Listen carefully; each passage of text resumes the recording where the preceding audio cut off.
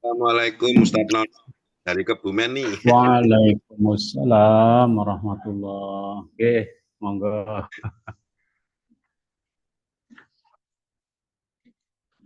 Assalamualaikum warahmatullahi wabarakatuh. Warahmatullahi wabarakatuh. Alhamdulillah wa syukurillah wa la hawla wa la quwwata illa billah. Asyhadu an la ilaha illallah wa asyhadu anna Muhammadan abduhu wa rasuluh.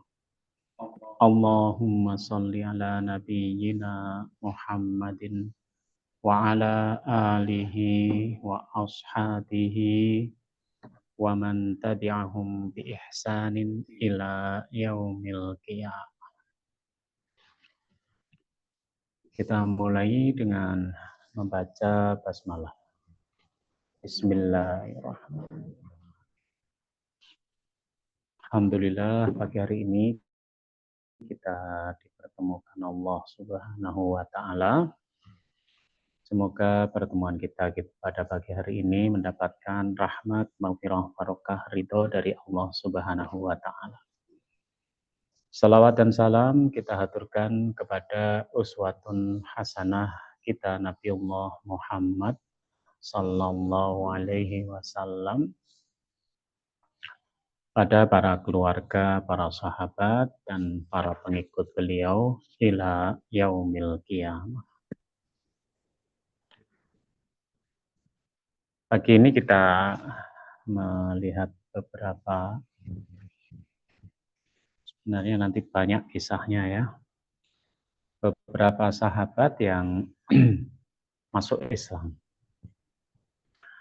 Jadi sebelumnya keluarga Nabi itu sudah masuk Islam, yang diawali dengan Khadijah radhiyallahu anha, perempuan pertama yang masuk Islam. Tapi yang sering tidak dihitung adalah Warokoh bin Naufal. Ya. Bisa jadi karena beliau memang tidak berusia panjang, tetapi justru Khadijah dan Warokoh inilah yang awal mula masuk Islam. Nah tentunya tidak dihitung lagi atau jarang ditulis di dalam tarikh, yaitu keluarga Nabi yang lain, yaitu putri-putrinya. Ada Zainab, ada Ruqayyah, ada Ummu Kulthum dan Fatimah. Yang mereka sejak awal sudah masuk dalam Islam, mengikuti kedua orang tuanya. Dan ketika Zaid bin Harithah, ya Zaid itu juga masuk Islam dengan mudah. Demikian pula Ali bin Abi Thalib. Nah, sedangkan ada yang di luar rumah. Ya, orang di luar rumah yang itu masuk Islam di awal-awal. Pertama adalah Abu Bakar. Memang para ulama berbeda pendapat urutan keberapa Abu Bakar itu. Ya, sebagian besar menyebut bahwa sebelum Zaid bin Harithah dan Ali bin Abi Thalib itu Abu Bakar.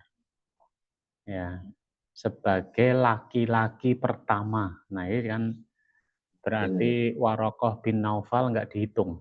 Jadi Abu Bakar sebagai laki-laki pertama yang masuk Islam. Tapi ini perbedaan pendapat ya. Tetapi mereka lah generasi awal asabiqunal awwalun. Abu Bakar itu lahir namanya Abdullah bin Abu Quhafah At-Taimi. Ya. Nah ini kalau nasabnya ketemu dengan Rasulullah SAW itu kakek yang ketujuh. Ya Abu Bakar, ya Abdullah itu namanya adalah Abdullah. Abdullah bin Utsman bin Amir bin Amr bin Ka'ab bin Sa'ad bin Ta'im bin Murrah bin Ka'ab bin Lu'ay. Jadi bin Murrah inilah ketemu dengan Rasulullah SAW. Karena Rasulullah SAW juga Muhammad bin Abdullah bin Abdul Muttalib bin Hashim bin Abdul Manaf bin Qusay bin Kilab bin Murrah. Ya memang orang Makkah itu ya satu keturunan ya sebenarnya, apakah kakek yang ketujuh atau kakek yang kelima ya. Nah, sedangkan Abu Bakar ini kakek yang ketujuh, yaitu pas Murrah bin Ka'ab, yaitu ketemu dengan Rasulullah SAW. Sedangkan ibunya Ummu Khair, ya, Ummul Khair, namanya sebenarnya Salma binti Sakhor. Salma binti Sakhor. Nah, kita menyebut nama-nama barangkali yang nanti punya anak pengen ya, memberi nama dengan nama-nama orang yang soleh. Abu Bakar itu lebih muda dari Rasulullah SAW. Rasul lahir 570 Masehi atau 571 Masehi. Ya. Sedangkan Abu Bakar lahir 573 Masehi. Ya, sebagian menyebut 2,5 tahun lebih muda dari Rasulullah Sallallahu Alaihi Wasallam.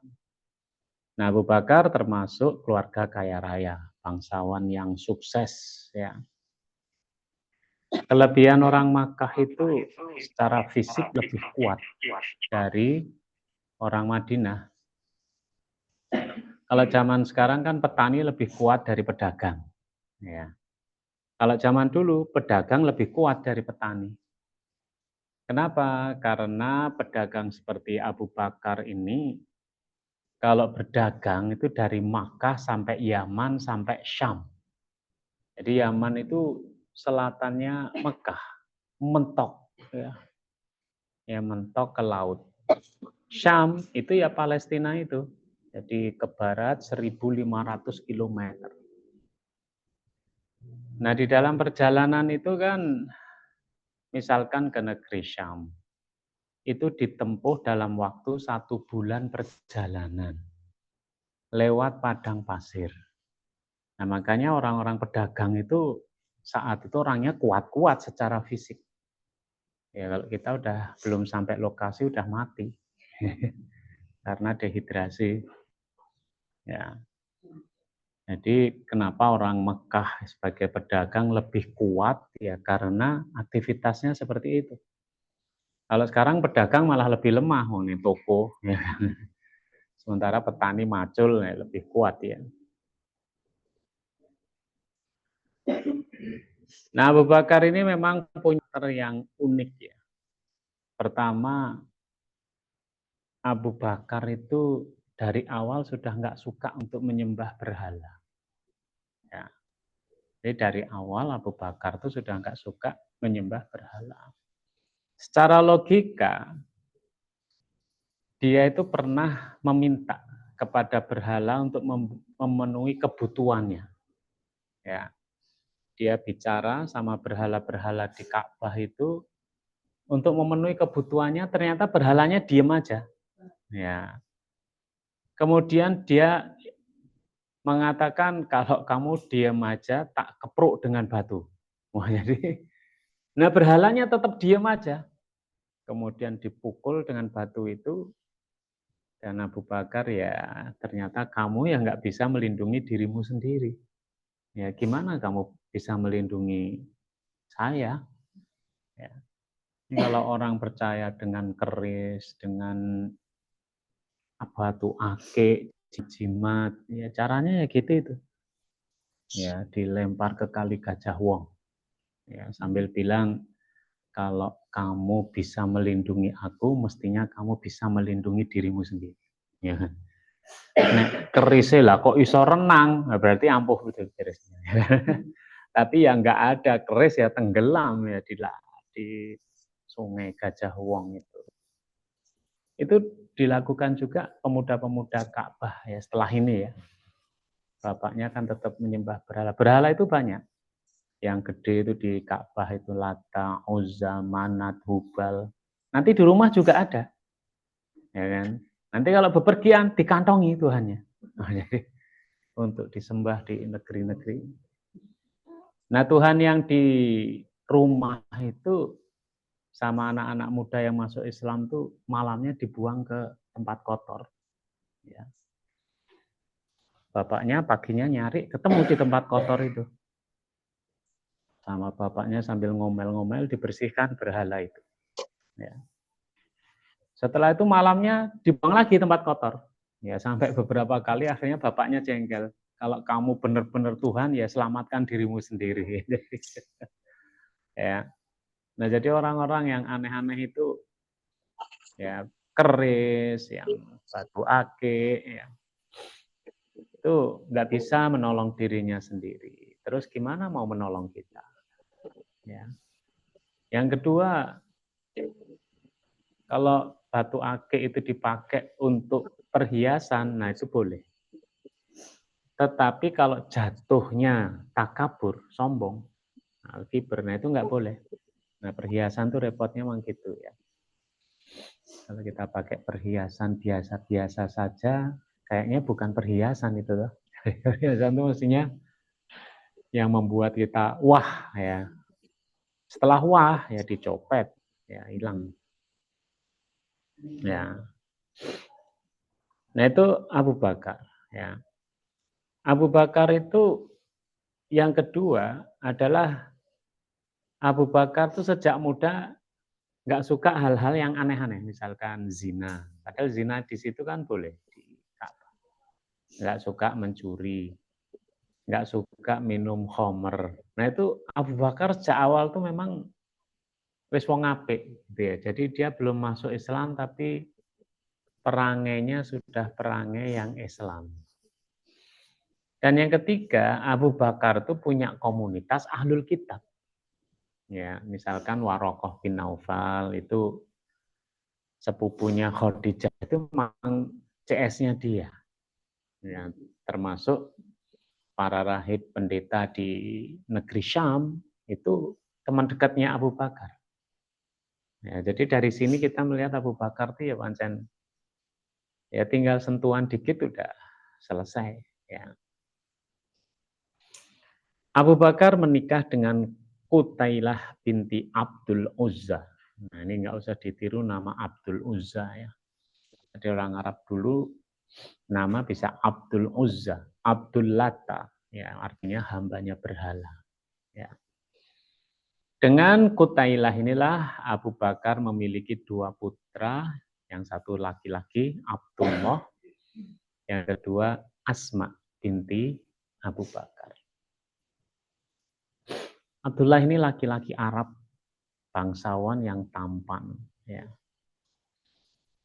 Nah ini mungkin agak berbeda dengan teori pendidikan sekarang ya.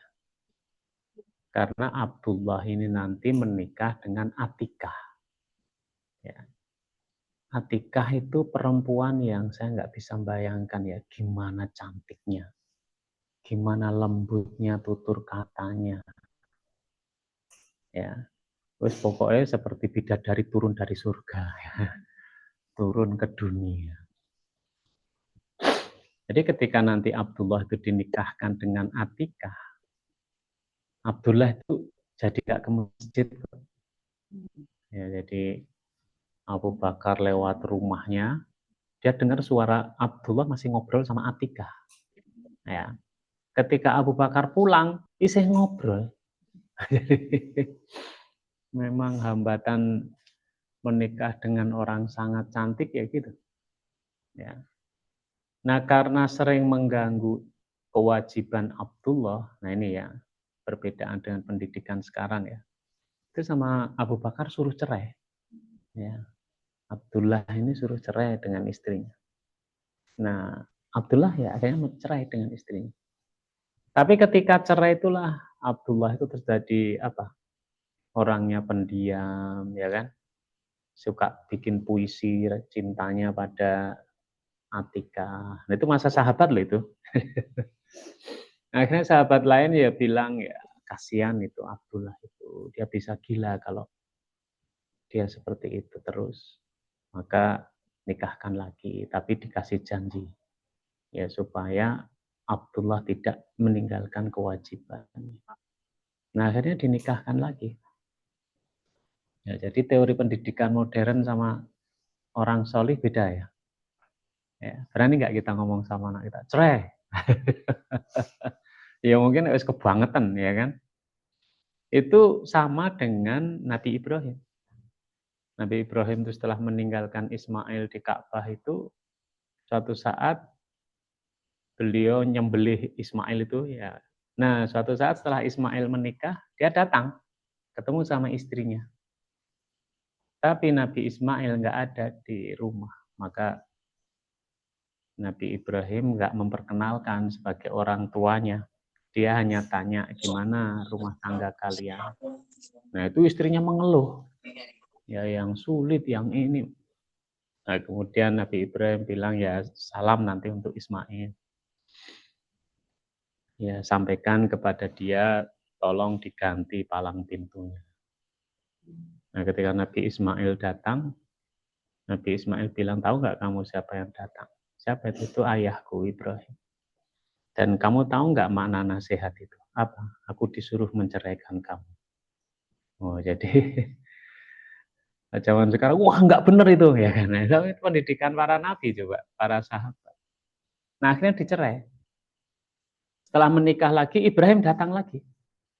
Ya ketemu sama istri yang kedua ini, ditanya gimana keadaannya.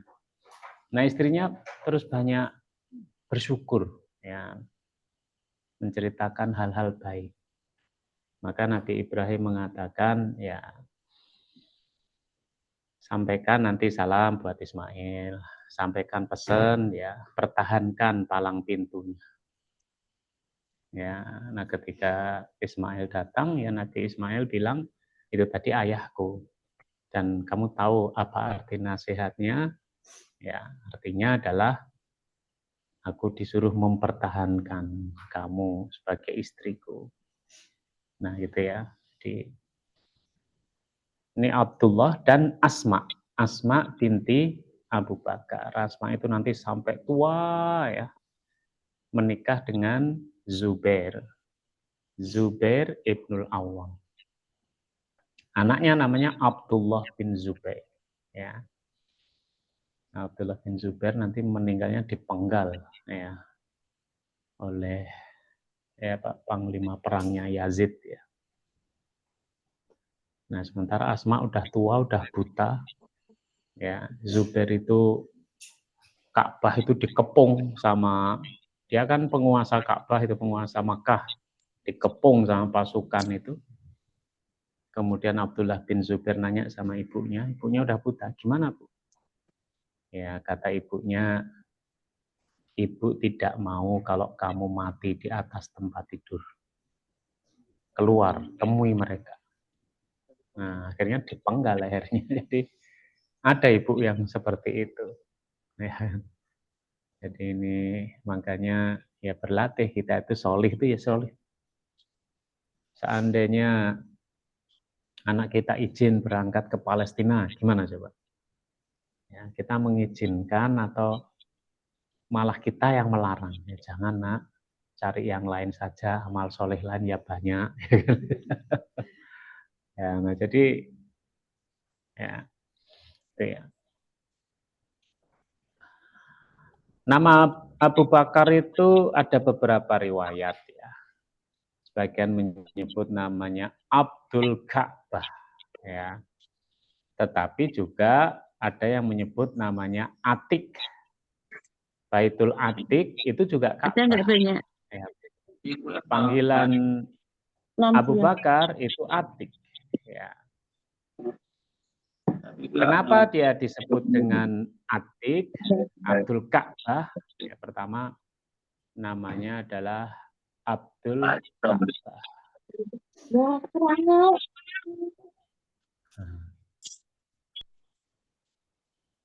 Jadi namanya Abdul Ka'bah itu karena ibunya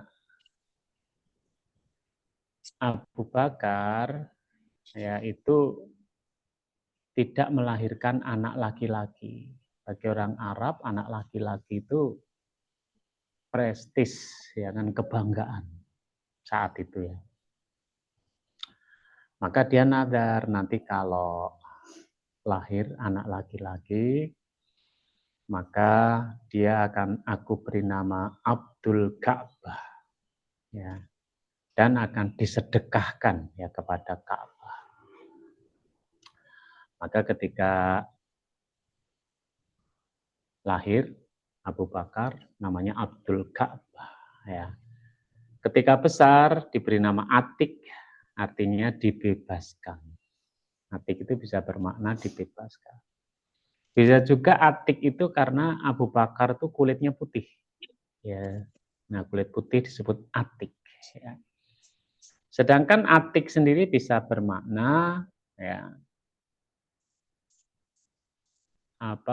orang yang baik ya, orang yang baik itu Atik ya. Sedangkan kata-kata Bakar ya, Abu Bakar, sebagian mengatakan karena dialah orang yang pertama masuk Islam, mubakiron ya, Bakar ya. Bagian lagi menyebut unta ya, al-bakru itu artinya adalah unta muda. Nah, unta muda itu karena Abu Bakar itu adalah pemimpin kabilahnya yang memiliki kedudukan terpandang dan terhormat ya. Abu Bakar itu sebenarnya sangat dihormati oleh penduduk Makkah. Ya, kenapa? Ya selain yang tadi ada satu lagi. Jadi Abu Bakar itu kabilahnya minoritas. Ya makanya orang Arab itu paling senang anaknya banyak 10 karena kabilahnya mayoritas. Abu Bakar itu kabilahnya minoritas. Tetapi, nah ini ada tetapinya. Abu Bakar itu adalah seorang tokoh yang paling hafal nasab orang Mekah. Ya, hafal itu maksudnya orang nasabnya saja, tapi cerita nih. Jadi kalau ada orang Mekah kemaki, ya dia Mbah Mumbien, nah itu malu dia.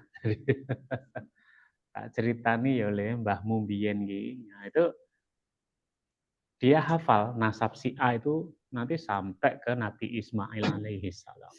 Ya. Nah makanya dia sangat dihormati atau ditakuti. Ya. Itu Abu Bakar. Jadi kisahnya namanya banyak. Selalu di belakangnya ada kata-kata as-siddiq.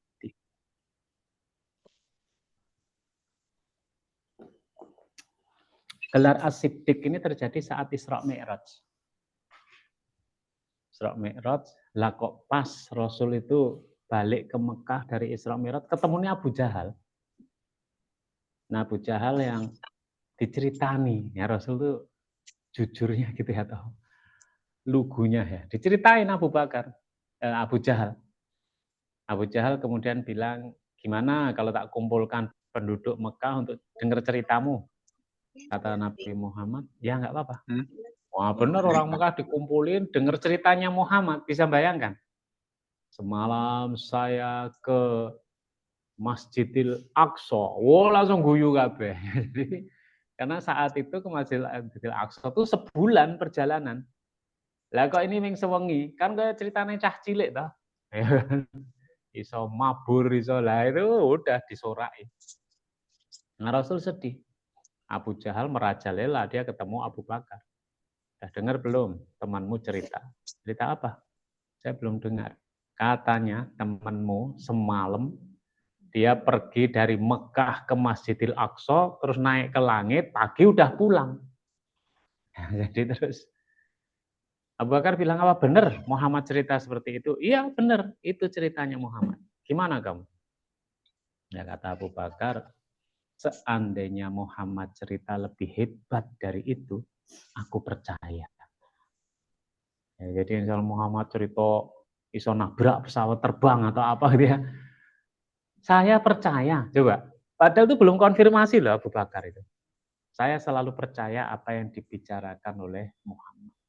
Maka gelarnya adalah As-Siddiq, yang selalu membenarkan ya, Nabi Muhammad.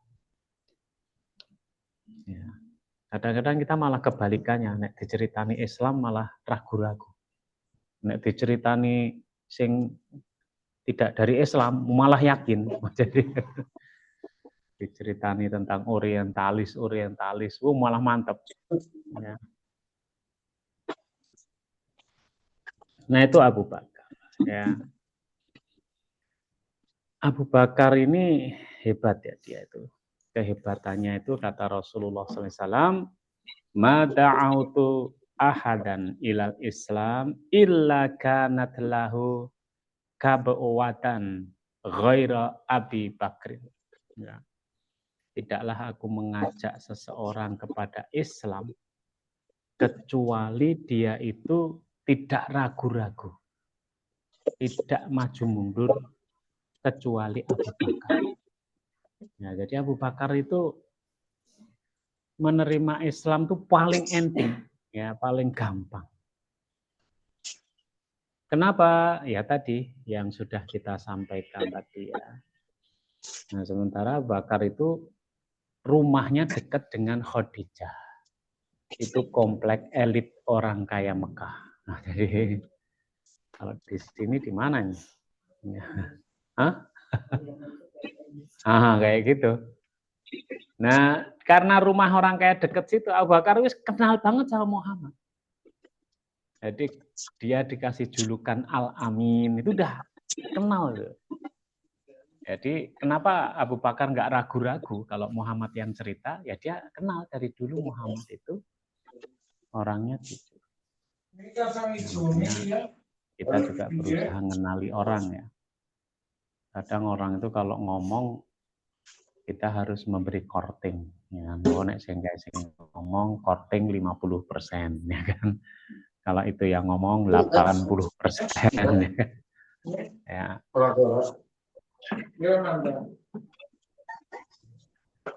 Nah itu Abu Bakar ya. Abu Bakar itu ya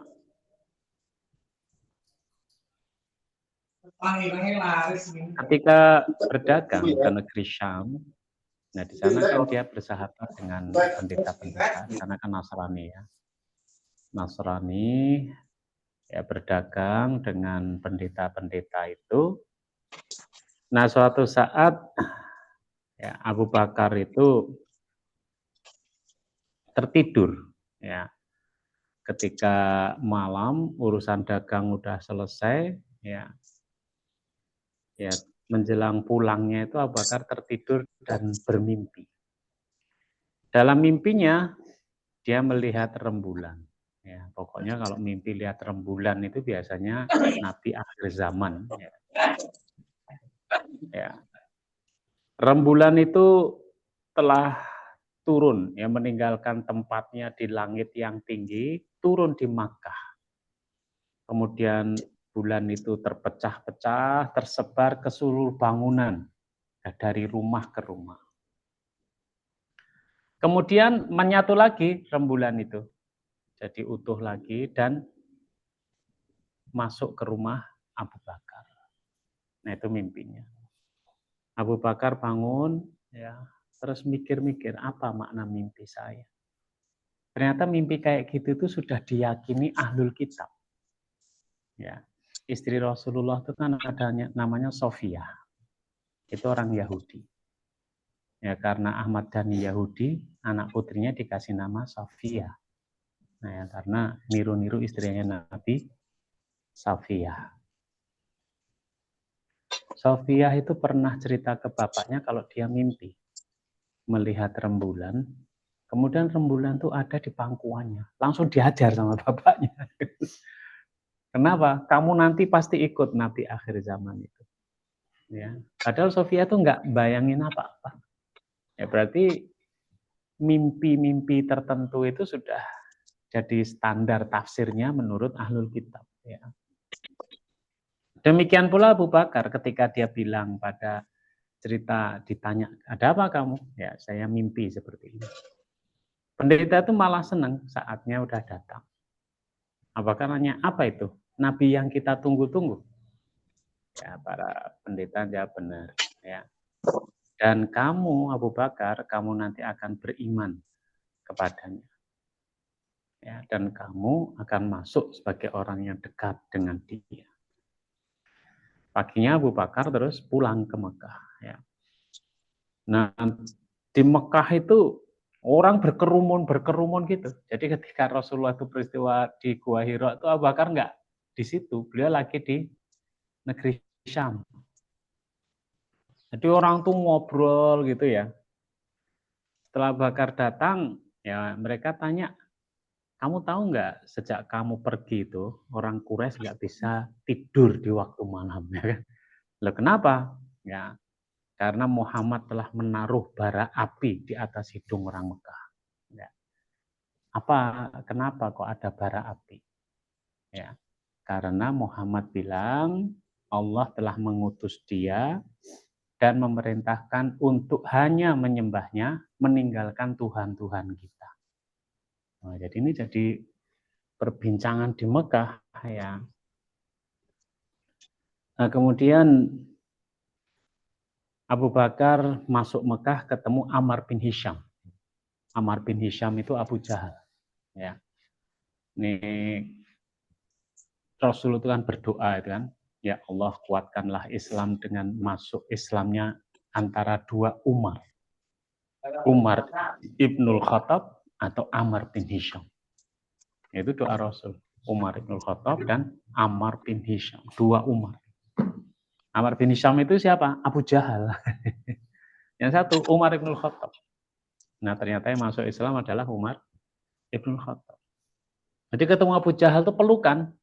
Ya, Abu Jahal dengan Abu Bakar. Ya. Panggilannya Atik. Ya. Apa kamu sudah dengar cerita, wahai Atik? Ya. Abu Bakar nanya, maksudmu Muhammad Al-Amin? Ya. Itu anak yatim dari Bani Hashim, kata Abu Jahal. Terus Abu Bakar nanya, emang kamu mendengar sendiri tentang Muhammad? Ya, Abu Jahal bilang, aku dengar sendiri. Dan orang-orang juga mendengarnya. Terus apa katanya?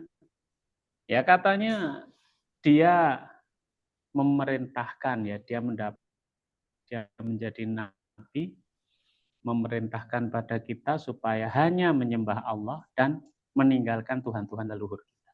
Perlu diingat ya, orang Arab itu Tuhannya Allah. Ya, jadi kalau mereka bikin perjanjian, Bismikallahumma, dengan nama Allah.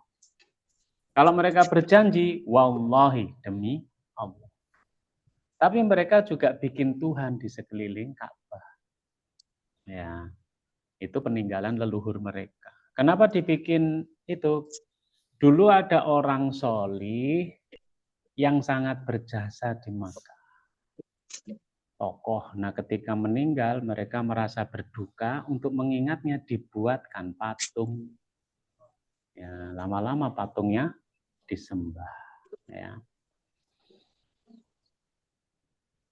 Nah, kemudian diceritakan oleh Abu Jahal ya, katanya Jibril datang pada dia di Gua Hira. Dia dapat wahyu. Nah, Abu Jahal jengkel. Kenapa? Abu Bakar terus wajahnya cerah dan mengatakan kalau gitu benar dia.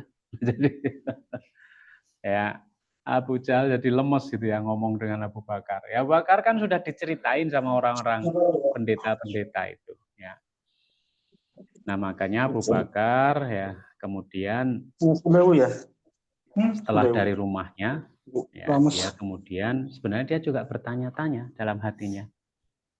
Ya Muhammad itu cari sensasi atau bohong atau tapi dia menepis semua. Kenapa? Ya dia udah kenal. Ya tadi prolognya ya. Udah kenal Muhammad, gelarnya Al-Amin. Ya udah saya sampaikan ya orang Mekah itu sportif. Orang Mekah itu kalau iya dengan semua konsekuensinya, kalau enggak dengan semua konsekuensinya. Sehingga ayat munafik enggak ada di Mekah. Ya. Dan 13 tahun di Mekah itulah dijaga akidah turunnya di situ. Sehingga akidah itu jelas ya. La ilaha illallah itu jelas karena turun di Mekah. Baju celana disetrika. Ya. Nah, memang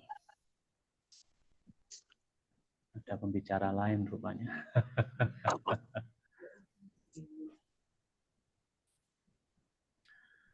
Itu ya. Jadi kenapa Mekah seperti itu ya? Karena nggak ada orang Mekah itu kok menarik ucapan itu nggak ada, malu dia. Ya, itu kehormatan mereka. Nah, apalagi di daerah yang apa?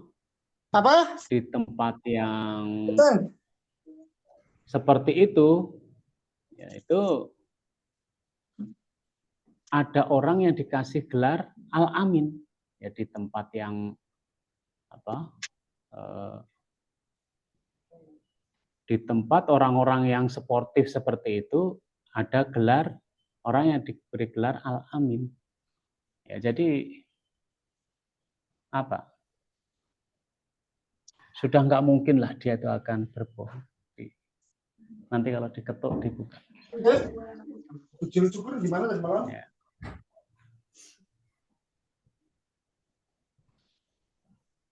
Di situ biasanya. Di sebelah.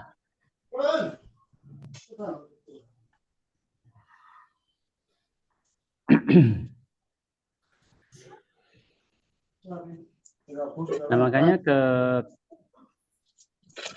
keraguan Abu Bakar tuh nggak mungkin lah ya. Muhammad seperti itu.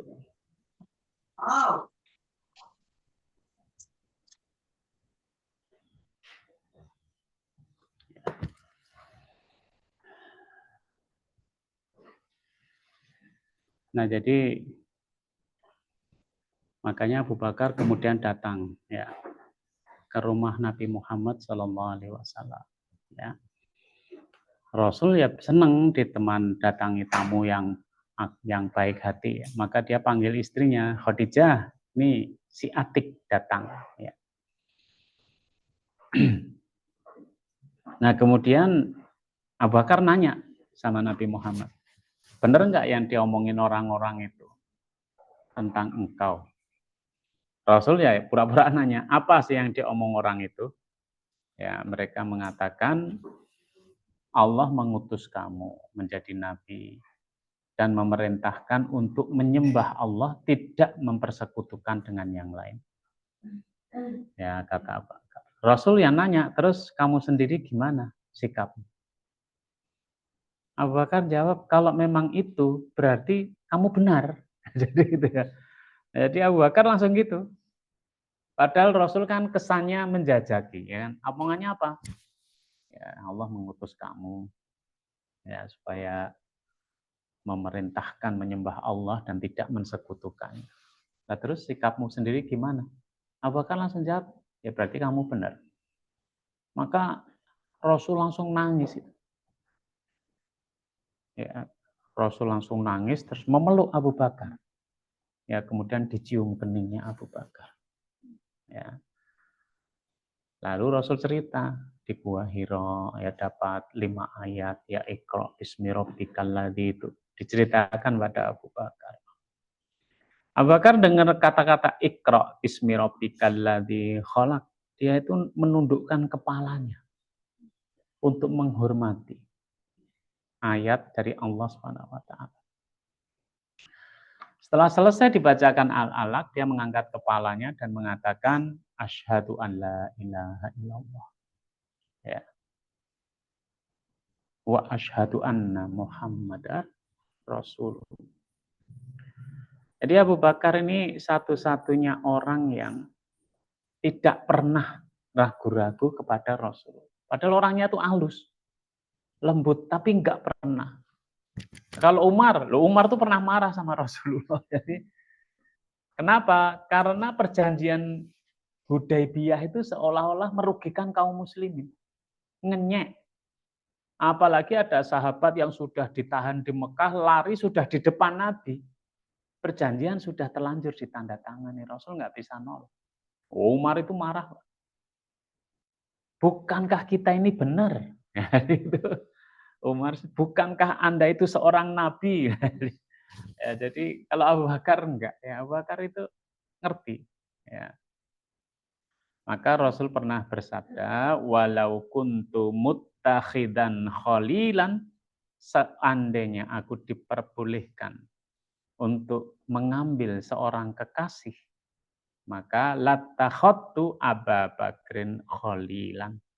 Maka pasti aku akan menjadikan Abu Bakar sebagai kekasihku. Inna sahibukum khalilullah. Sesungguhnya sahabatmu ini, Abu Bakar ini, adalah kekasih Allah. Nah, gelar khalilullah itu mirip Nabi Ibrahim. Nabi Ibrahim itu Allah berfirman, wattakhadallahu Ibrahima khalila. Dan Allah menjadikan Ibrahim itu sebagai kekasihnya. Ya, nah itu masuk Islamnya Abu Bakar. Sambil diminum. Yang kedua Utsman bin Affan. Ya, Utsman bin Affan ini namanya adalah Utsman bin Affan bin Abdul As bin Umayyah bin Abdul Syam bin Abdul Manaf bin Qusay bin Kilab. Ya, ini ketemu kakeknya Rasul bin Abdul Manaf bin Qusay bin Kilab. Ya, jadi ketemu lebih dekat daripada Abu Bakar. Ya. Dan Utsman ini kabilahnya kabilah yang sangat kaya. Di sini ada kata-kata bin Abdul As bin Umayyah. Ya, Umayyah inilah yang nanti jadi daulah Umayyah. Ya. Sementara Rasulullah SAW daulah Abbasiyah. Ini dua keluarga perang. Ya. Yaitu ketemu nasab dengan Rasulullah SAW. Gelarnya atau panggilannya adalah Abu Amr. Ya. Terus setelah punya anak, panggilannya Abu Abdillah. Ya. Lahir di Makkah 5 tahun setelah Abraha menyerang Ka'bah. Berarti 5 tahun lebih muda dari Nabi Muhammad SAW. Orangnya halus ya, tidak terlalu tinggi, tidak pendek, dadanya bidang, rambutnya lebat, wajahnya rupawan, kakinya kuat, ya, betisnya tinggi, rambutnya sedikit keriting, yaitu Utsman bin Affan. Ya. Oh ya, silahkan. Sudah diminum? Ya. Salam. Masuk Islamnya Utsman ada 2 versi. Ya. Versi pertama sama. Utsman berdagang ke negeri Syam. Ya, itu jajahannya atau jelajahnya orang Mekah. Nah, ketika Utsman itu mirip Abu Bakar kan.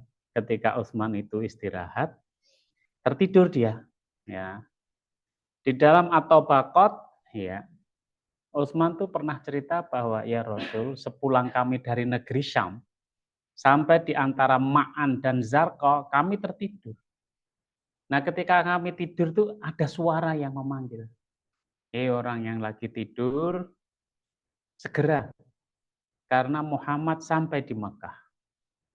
Ya. Jadi ada suara gitu, jadi tidur, segera. Muhammad sudah di Mekah. Ya. Maka Utsman ini segera pulang. Ya. Utsman ini punya bibi. Bibi itu apa? Tante ya.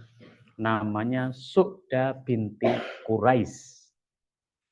Siapa Su'da binti Quraisy? Itu tantenya Utsman bin Affan dan dia peramal di masa jahiliyah, paranormal. Ya. Ketika Utsman itu belum ke negeri Syam, Su'da ini bilang sama Utsman, akan datang Nabi akhir zaman. Jadi peramal yang enggak Islam itu sudah meramalkan. Ya, nanti akan datang Muhammad. Ya. Maka ketika Utsman itu mimpi kayak gitu, dia langsung bayangkan bibinya.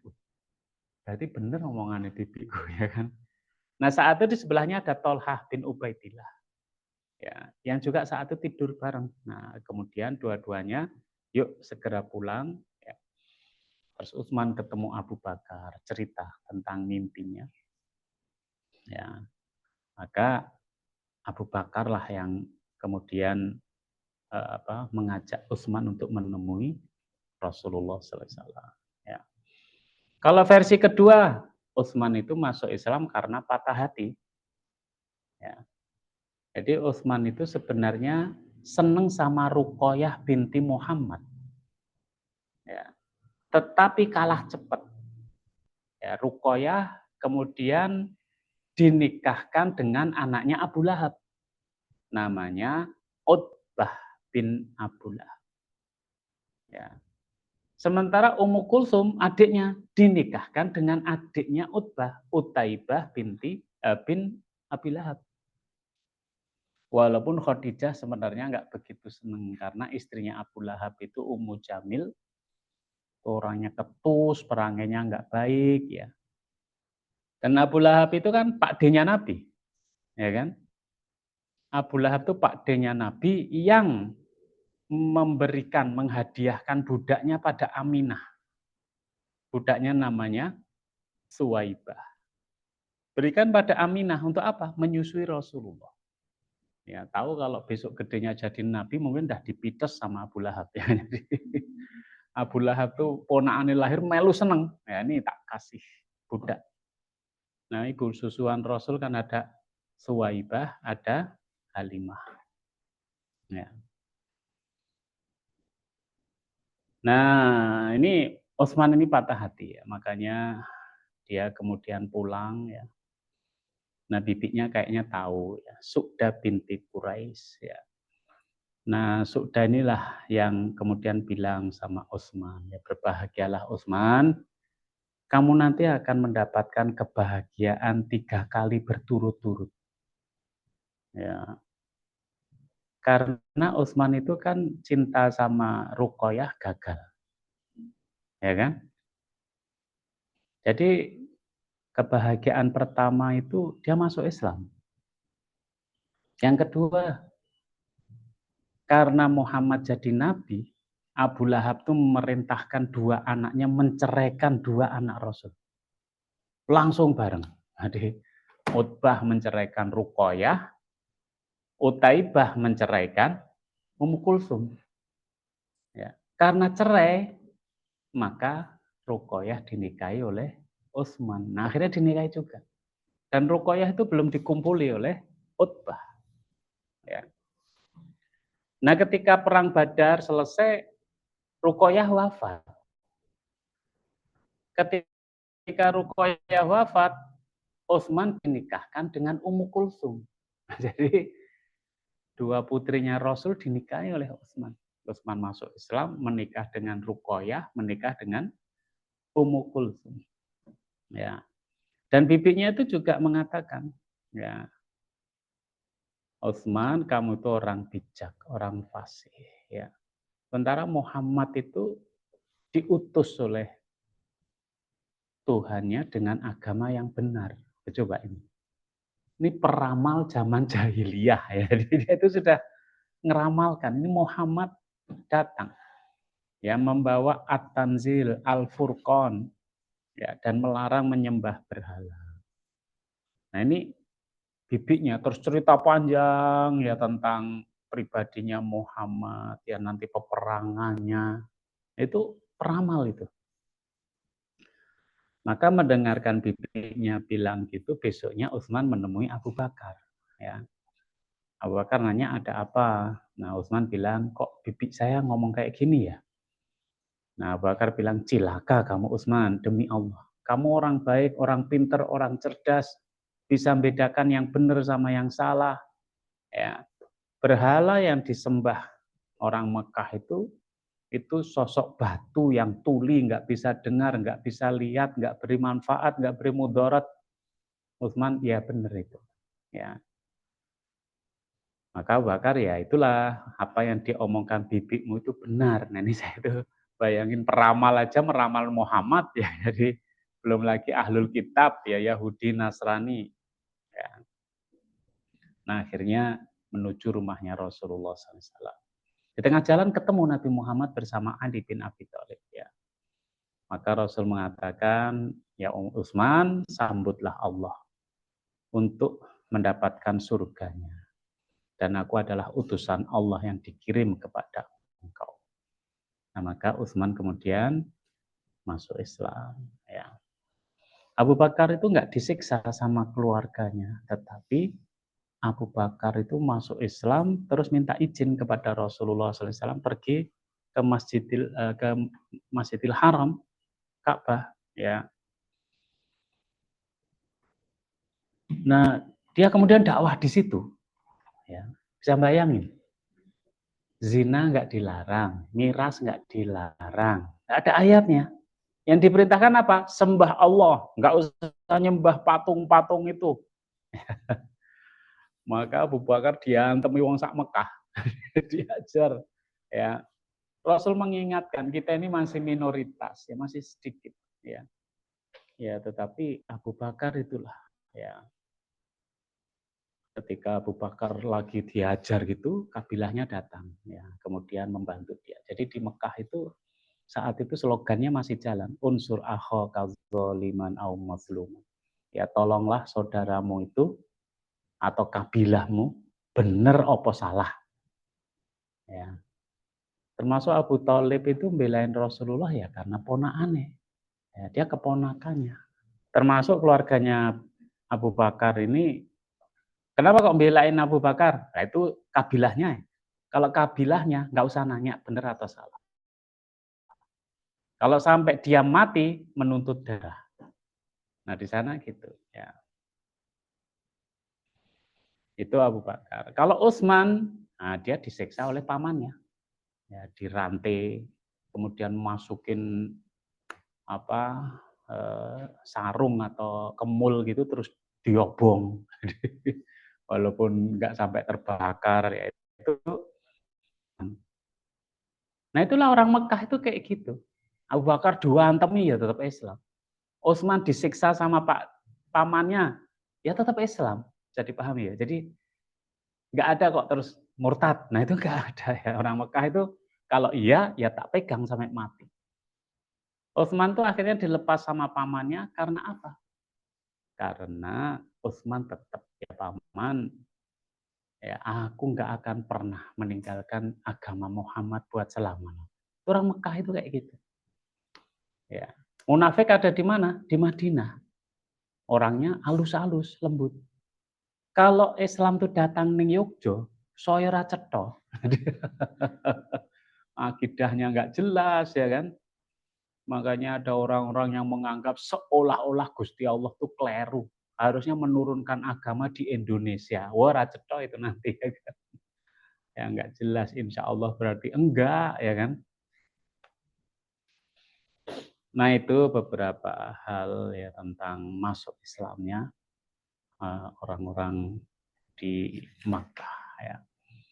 Nanti ternyata di sini banyak sekali yang ditulis masuk Islamnya orang-orang itu. Nah, ini dari dua orang. Yang mau ditanyakan? Silahkan diminum, dimakan.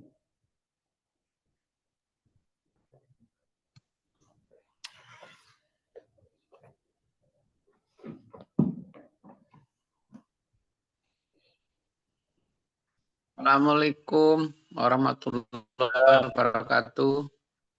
Waalaikumsalam warahmatullahi wabarakatuh. Silakan Pak Ustadz, Wahyudi. salam kenal.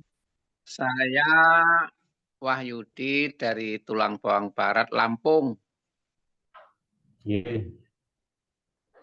Alhamdulillah bisa ikut Zoom. Ini luar biasa sekali tambahan pengetahuan tentang para sahabat.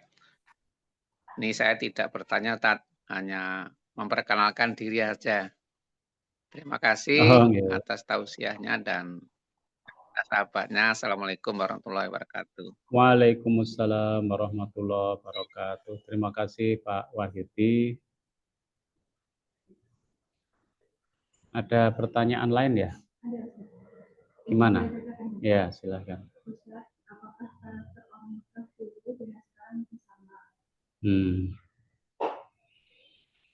Apakah ya?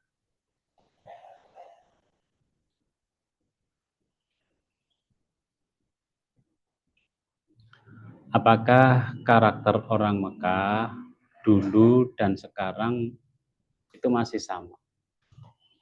Untuk karakter dasar ya, bahwa mereka orang-orang yang sportif apa adanya, yaitu nggak jauh beda ya orang Mekah.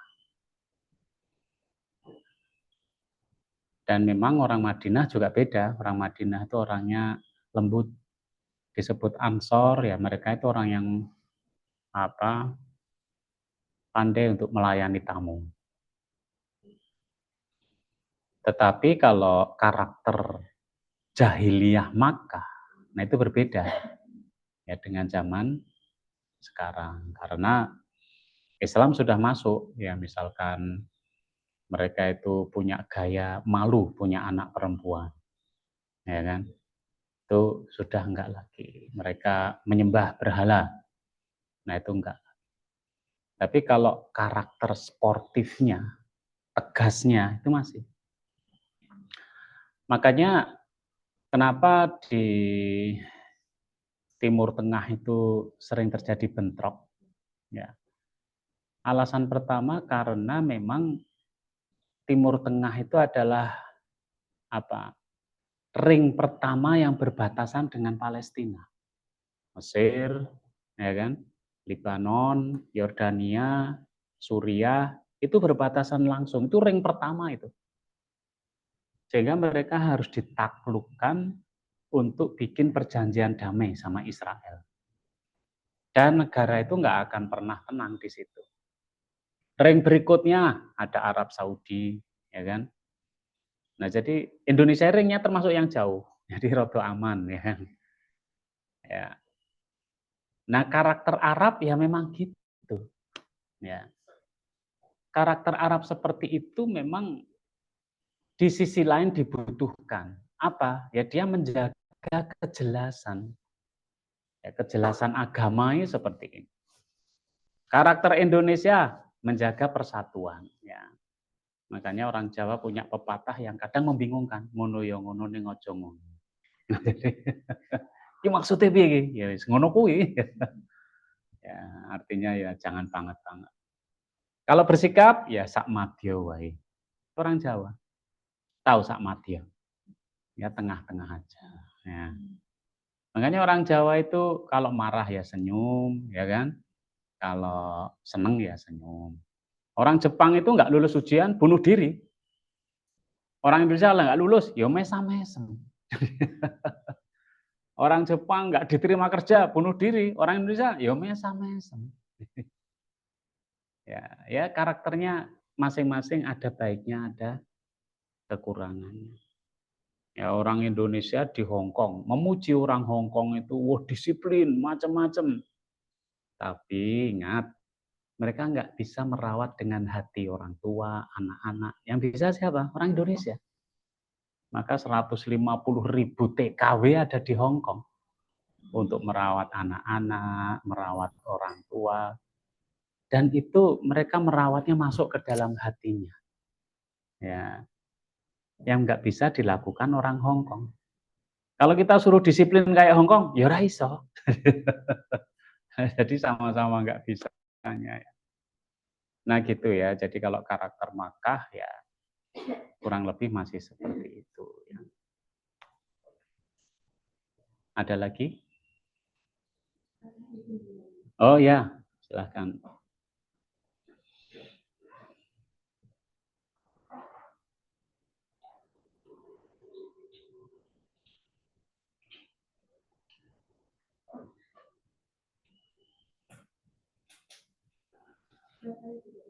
Oh ya, yang S2? Yang S2 ikut hadir nggak? Ya. Oh, belum jadi. Oh ya, ya, ya. Alhamdulillah.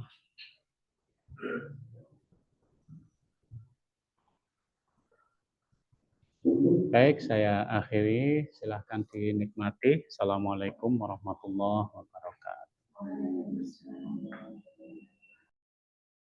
Warahmatullahi wabarakatuh.